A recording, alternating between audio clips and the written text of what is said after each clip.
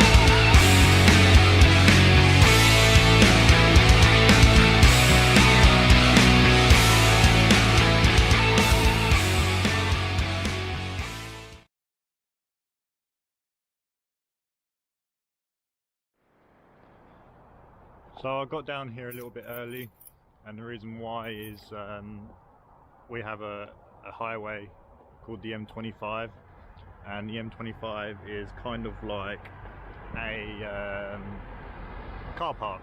If you leave early enough, you can miss all the traffic. If you don't leave early enough, you'll tend to just sit there for a very long time. So I got down here early. They're not actually open just yet. They're on an industrial estate. So I just popped into their McDonald's down the road, and so yeah, I'm just right outside the gate. I'm just going to give you a quick video of the front.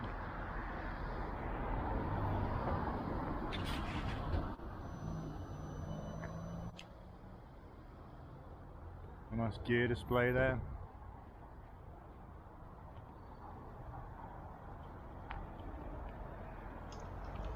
When I got to Quaife and everything opened up, I was greeted into the reception area where I could see some lovely display work. A lot of manufacturing parts that they do, well actually just a few, very small few parts that's going on. There's also a couple of bikes on display and a massive diff housing. This thing is huge, I could not even pick it up. And while I was in reception, I was just admiring all the work, pictures, and everything that was just dotted around. And then shortly after this, I was taken out to the back where we were discussing my racks, or the racks for you guys.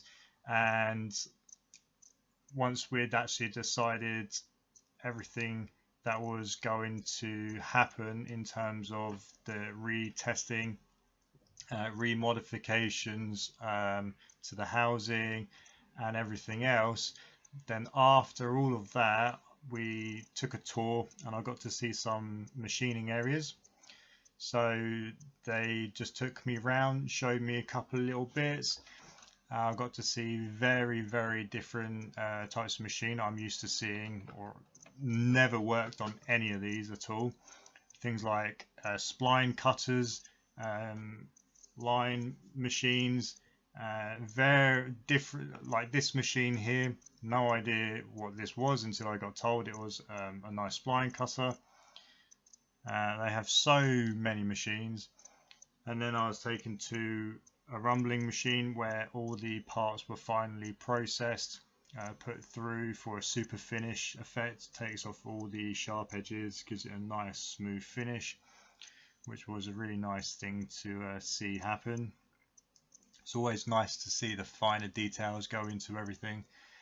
And then once this is done, it goes off into a big parts washer, and then cleaned up, dried, packaged, and then into its relevant area of storage or goods out, depending on where it has to go.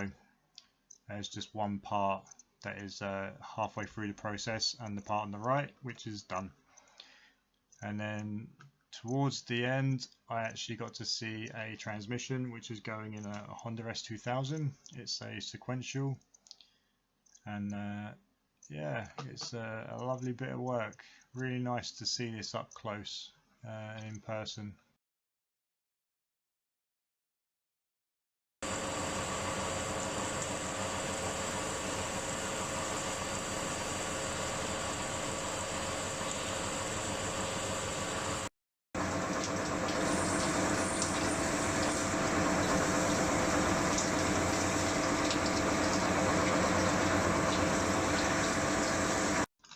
So these are the finished rack and pinions in part storage, waiting for the final OK, and then they can all be boxed and shipped out.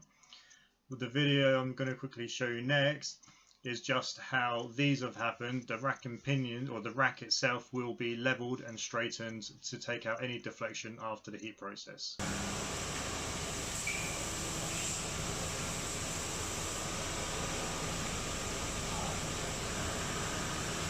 Yep.